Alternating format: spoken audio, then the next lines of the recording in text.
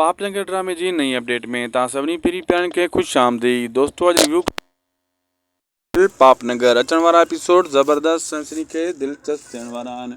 इन में तव्हांखे हिकु शइ वाज़े ॾिसण वटां मिलंदी। हाणे बलाज खान जा आख़िरी ॾींहं आहिनि, छो त हाणे सांवल होॾां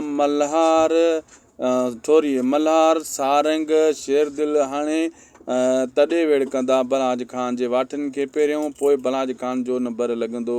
इन जो चवण जो मक़सदु इहो आहे त बलाज खान जो हाणे टाइम तरिड़ो थी चुको आहे। बलाज खान जे लाइ मुसीबतूं शुरू थी चुकियूं आहिनि।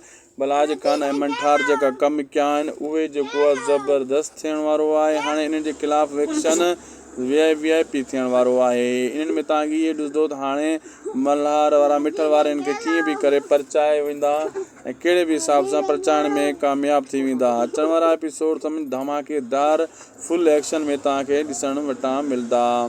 इन में शेरदिल जो बि हाणे वधीक एक्शन तव्हांखे ॾिसण वटां मिलंदो। सारंग ॾेखारियो एक्शन, मल्हार बि हाणे मंठार खे पंहिंजो एक्शन ॾेखारींदो।